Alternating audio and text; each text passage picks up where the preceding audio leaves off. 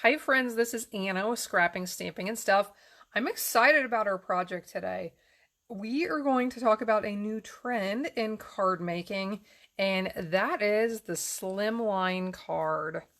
These cards are designed to fit in a regular letter envelope, which you could use if you wanted to mail one of these cards, but I am going to show you how to make the card as well as a coordinating envelope, because when you spend time on a nice card, a lot of times you want a nice envelope to coordinate. So we are doing Christmas in July. We're going to use this Snowman season set, a favorite from last year's holiday catalog, which has returned in our annual catalog, and this is available for ordering right now. So that's what we are going to use for the front of the card. So let's start and talk about, we're going to actually make the envelope first, and then we will make the card second. So for the envelope, you will need a scoring tool. You can use your trimmer if you like your Stampin' Up trimmer, since you can do scoring with it as well. And you can either use the stylus that comes with your scoring board, or I really like to use my bone folder, so I typically use this instead. So with your paper laying vertically, we need to score 2 times. We need to score it 2.5 and 6.5. Then we need to turn this horizontally and score at 1.5 and 10.5.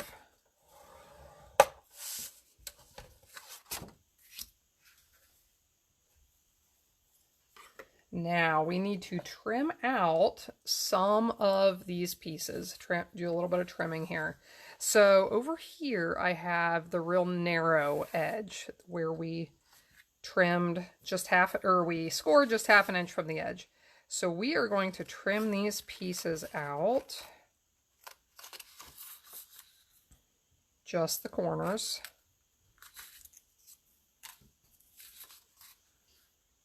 I was really amazed at how quick this is to make. You can make one of these in just a couple of minutes. Now on this wider section down here, we are going to trim out these corners again, but I want to trim this one at a little bit of an angle. And this is going to, you'll see when we put it together why we'd make this at an angle. It makes it look a little nicer.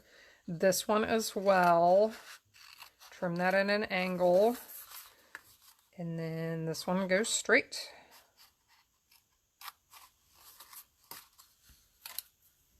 Now we want to fold these sides in and use that bone folder to give it a nice good crease. Okay, now that we have done that, we need to corner round each of the corners. So it is, I find it's easier with that folded in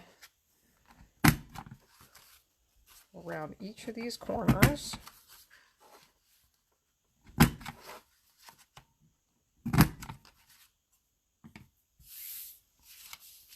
And now it is time to add adhesive. On the inside of this, you'll want some tear and tape adhesive or something really nice and strong. And we are going to add this to, if you notice, there is a shorter side. This side isn't quite as wide as this flap down here. So we want to add this to that narrower long edge. If you end up doing it on the wider part, it is not a problem. I did that on one of mine the other day, and it just looks a little different when you fold it together. Then you need a piece on each of the short flaps. So one here and one down here.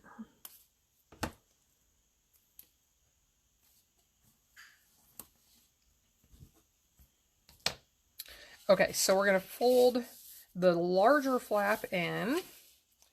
Remove the paper backing for the narrower flap.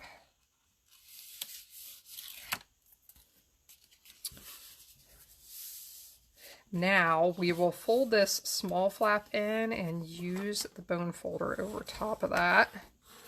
Try to give it a nice crease. Now we'll remove that backing. So you'll have to forgive me if my hands appear that I've been in the garden pulling weeds. That's because I have been in the garden pulling weeds. Many days I do not feel as though my hands are presentable for this job, but it's what I have to work with, so that's what we do. All right, so here is our envelope. We have this flap prepared so that when we're done with our card, we can slide it right inside there, remove that backing, and go. And that is that for the envelope. It's that easy.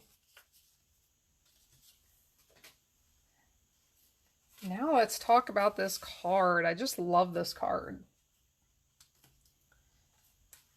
This is just a fun change to the standard A2 style card, A2 size card. So here's what we need for this Slimline card. We need a piece of cardstock. Mine is Night of Navy that measures 7 inches by 8.5, and I have it scored in the center of the 7.5 inch. I'm sorry, it's in the center of the 7-inch side at the 3.5 inch mark. Then I have a piece of designer paper as a mat on here. That measures 3 inches by 8 inches.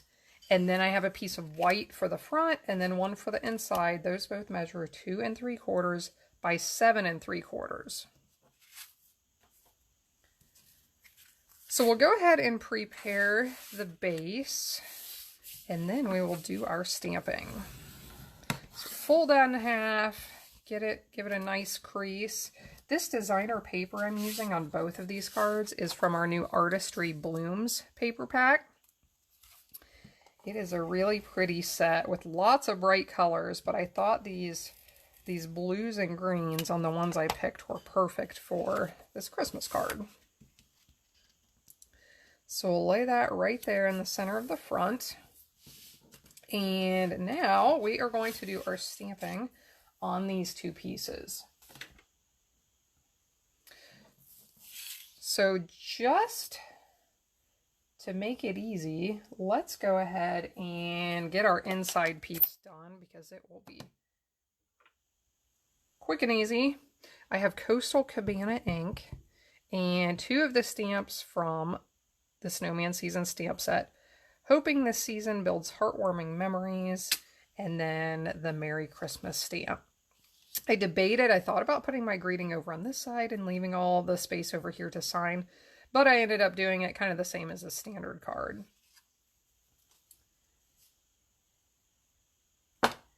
And now let's work on the front. On the front one, I did put this Let It Snow stamp right up here in the corner. We'll put that there first. Now we get to stamp these fun snowmen. And I'll bring that stamp set back in again, just to show you everything that comes with it. This is such a cute set. This snowman coordinates with our punch, and the hat and the little arms do as well. And then we have a couple of other snowmen, the snowflakes, and the greetings.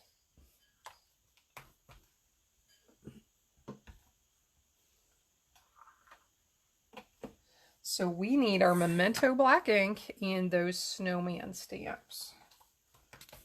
So here is what we are trying to recreate. I am going to stamp this big one, this big snowman who is juggling snowballs. Or maybe he's, I'm sorry, the smaller one's the one that is juggling, I think. He is just like praising the sky because he's happy. We'll do that one right in the middle. Then this little guy, this is the one that looks like he's juggling, I think. Or maybe he's just really excited too to look up the sky. We'll stamp him or her. Maybe these are lady snowmen, I don't know. I think I've always called snowmen he's, but maybe they're not. So we'll stamp that on each edge.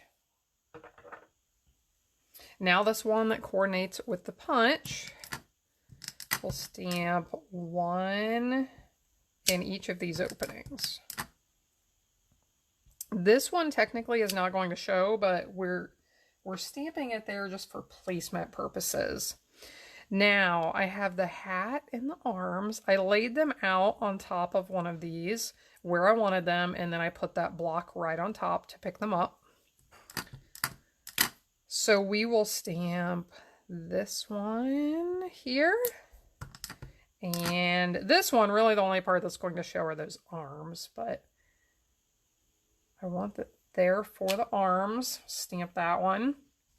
And now our stamping is done, except I will add a couple of snowflakes. I'm going to bring that coastal cabana back in and do a little snowflake there, maybe a little stamped off snowflake there. And I did want to put a few of these on the inside of the card as well. While we're at it, we can't forget our envelope. I think my helper wants to say hello. Hello. She was waiting patiently for her cue. It has been quite a while since my helper has been around to help. All right, so we got the envelope stamped, we got the inside and the front all stamped with a few of those snowflakes. So now everything will coordinate. And it is time to color in this adorable little snowman scene. If you notice, I stamped and punched this snowman to pop it up just to give something a little bit extra on the card. I thought that added some nice interest. So I have already done that on some other white paper. We will be coloring this one as well as these 4 snowmen. So to do that, we are using The aqua painter? Yes. Except aqua painters have a new name. Stampin' Up retired the aqua painters. We now have water painters. And these are great. You actually get 3 of them instead of 2. And it's a lower price than our previous ones were. So... Can I do it? Can you do it? Well, maybe. So if you don't know this trick, before you open your ink pads, you can squeeze pretty hard right here and get some ink onto the base of that pad.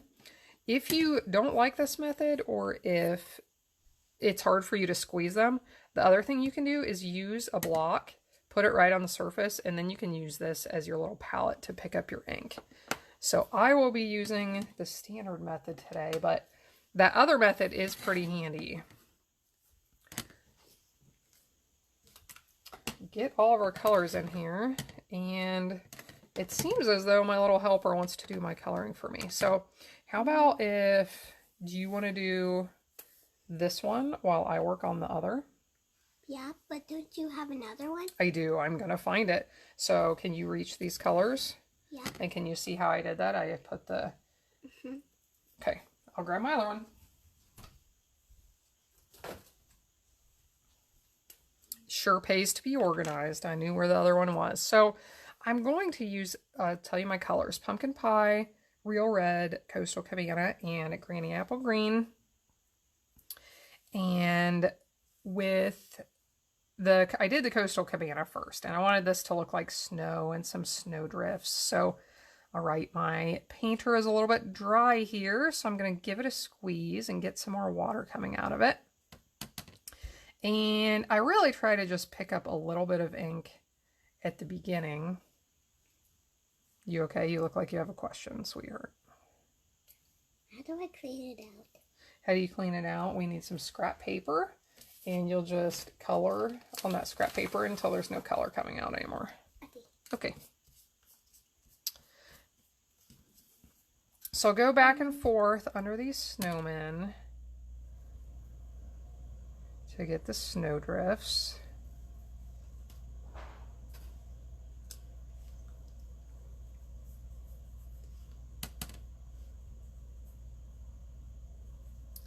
And then after I did the snow drifts, I wanted to do a little bit of shading on the snowmen themselves, so that's what we will do next. And I did a little bit at the top of each. I'm not sure, do we just call these balls? Each ball or each each body part of the snowman. So a little bit around the top, a little bit around the bottom. They're snowballs. They're okay, the big giant snowballs that make up this. Thank you. Thank you, snowman expert. Lit around the top, lit around the bottom. I did not do this on their faces. I was afraid that if I did the faces that I might not be qualified for that and it might look a little silly, but it would probably look nice if you wanted to try that. I just didn't for this. As you can see, I am not worrying about this being perfect in any way, shape, or form. It is not blended great by any means. That looks very nice. Good job, you got your hat done. Yeah. So I just think it looks nice to have that added effect of the shading. But do not worry about making this perfect by any means. The watercolor look is one very much of imperfection, so roll with it and learn to appreciate your results. Okay, so we have our shading done on, I'm going to push these up so I'm going to make sure you can see this well. We have our shading done there on the snowmen, on the balls, and above and below. And that is pretty hard to see. Bring it up even a little bit closer there. Now I will do the coloring on the hats and the scarves and the other parts. So I decided to make the hats. I wanted all of this to coordinate nicely with that envelope that we made. So I decided to make the hats this coastal cabana color. This was stepping outside my usual small box of color ideas because pretty much always I color that snowman's hat either black or gray. So Mom, we stepped outside the box and I'm glad we did with the coastal cabana. Yes, sweetheart.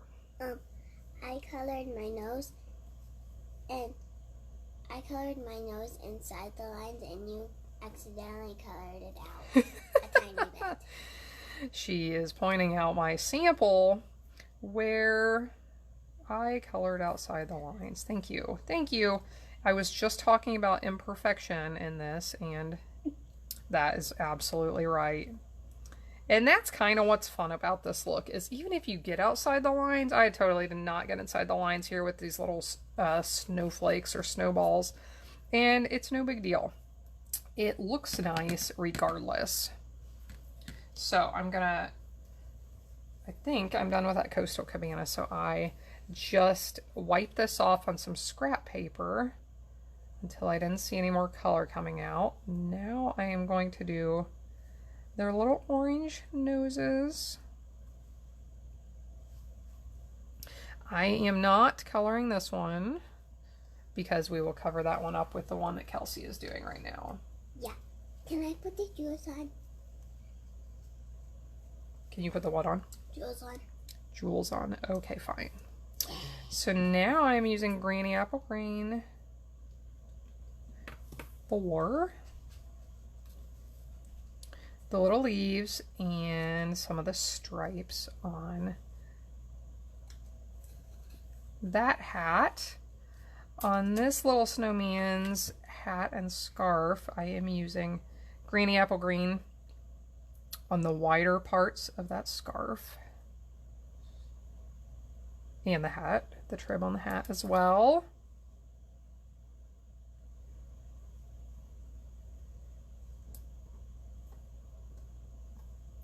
So the reason we are doing Christmas in July is to give you some ideas to start getting working. Our holiday catalog will be coming soon, and we will have tons and tons of products and ideas for you to work with when that comes out. But I know a lot of you really like to get started on some of your cards early, so you're not scrambling at the last minute to get everything put together before the holidays when everything is busy and you have a million other things to do. So we are doing some ideas now. So there I got, oh, I forgot, I'm not supposed to be coloring this one, am I? That's what happens when I try to talk and work at the same time. It's okay. Thank you, sweetheart. We'll color this one's hat in with the red. Mom, did you pop this one up? Did you pop the hat up? I did. I popped up both of them. Sticky dots. So for any of you who stamp with children in the house, I know a lot of times it can be a battle to, wow, I'm like really outside the lines here, but that's okay. We are embracing it, and I still think it looks very nice because no one is going to look that close at this. These sticky dots? Yep, I use those black ones. Okay. Okay, I believe we're done with the coloring, so I'll get these out of the way. So I started to say it can be a challenge to keep the small hands away from the craft supplies and out of the craft area so that you can get something done and not have everything lost or damaged when you want to use it. But if you can train those little helpers to help take care of your things and help or get them their own little area set up with their own supplies. I got my own area. Yeah, you do. It can really be helpful. I love that Kelsey has reached the stage where she really is helpful. If I'm assembling quite a few cards, she will help me put adhesive on the back. She can help do die cutting. She can help do all sorts of things. And it is really nice to have her help. Okay, this is the piece for the center of the card. I used my Seal Plus, my strong adhesive on this, just because all of this is so large, these large pieces. I wanted to make sure everything stayed put. Mom, can I stick this one on? So I cut this mat with a bigger border on the inside. So I cut this one, as I mentioned, the same size as this white one on the front. If you wanted the border to be a little bit narrower, you could cut this the same size as that designer paper on the front. All right, look at you. Hold on. Sorry, can you see it? Here, I'll move it down here so you can see it a little better. My perfectionist is coming out in me. Very nice. So Kelsey put the little hat on the snowman. She did that coloring. Looks like it's a sunny day. The hat is a little low, covering up his eyes. We can adjust that, but she already put these gems on here. These are some of our elegant faceted gems that are so pretty. And helping. I know, I like to have your help. So let's look at both of these up close. Really cute cards for Christmas this year. And now you know how to make that Slimline card and envelope. And if you want to add a few of these to your holiday cards this year, you absolutely can do that. So thanks for joining in. I hope you enjoyed this tutorial, and I hope we'll see you again next time. Have a great day.